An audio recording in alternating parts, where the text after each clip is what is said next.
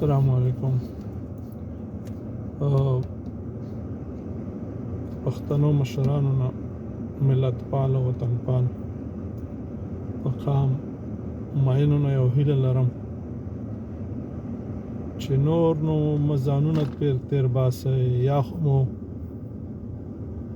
په پوهه کې کمی ده، د تاریخ نه خبر نه یاستئ، او یا خو قصداً دا کارونه کوئ، خیانت کوئ، او یا مخه په نره غلامي قبوله کړې ده.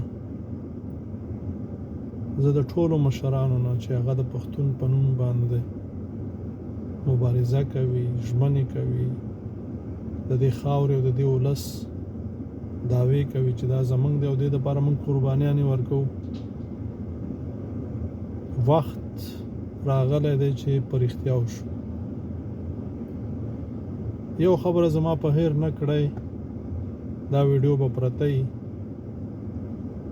تر هغه وخته پورې به نه په پښتنه خاوره امن وګورئ، نه به خپل حق لاسته راوړئ، او نه به د خوشحالۍ ژوند وکئ، او دا به زمونږ او ستاسې د بېننګۍ، بېغیرتۍ، بېایمانۍ او د خیانت د قام او د خاورې سره، د وطن سره نښې وي چې موږ او تاسې دا خبره کوو چې موږ د پنجاب آئین منو، موږ پاکستان ورانول نه غواړو، موږ د آئین لاندې خپل حق غواړو.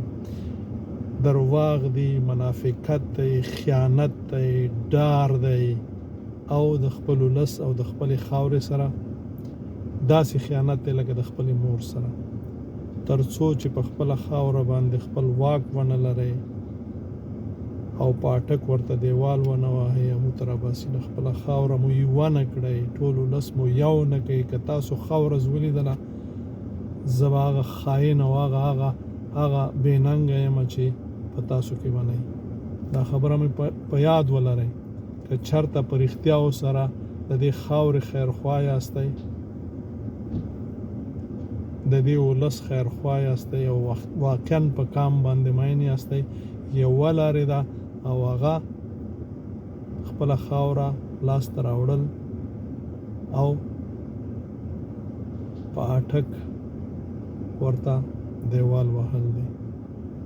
تر څو پورې چې یو تورلنګی زمونږ په خاوره باندې لر او یا بر موجود وي، تر هغې پورې به خیر ونه ګورئ، امن به ونه ګورئ، د خوشحالۍ شپې به ونه ګورئ، در په در خاورې په سر به اوسېږئ، او تش په نوم د لر او بر چغې مه وهئ. دا منافقت دی. سمه دی؟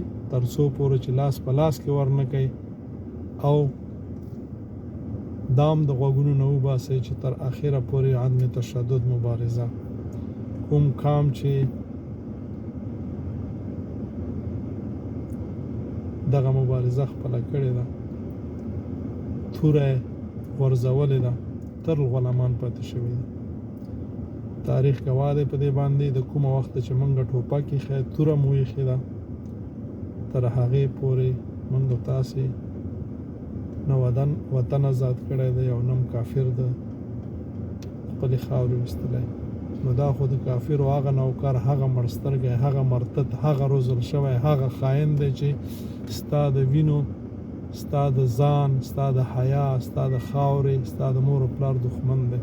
آیا په دې عدم تشدد به مو پرېږدي؟ هیڅ وخت نه. تر څو چې خپله خاوره، خپل واک لاسته رانه وړئ، او دا په سوال او په زارۍ او په چغو نه کېږي. چغې به وهئ او به م وژني. موږ په خپله خاوره هیڅ څوک نه غواړو. موږ په خپله خاوره باندې خپل اختیار، خپل واک او خپل حقوق، دا زموږ خپل کار دی. که بیا نوکرانو ته، مزدورانو ته اړتیا وه، خلک یې د هر ځای نه راوړي، لکه تاسې چې ترکیه او عربو ته ځئ او اروپا او امریکا ته ځئ. الله مو ښاد و آباد لره. السلام علیکم ورحمة الله.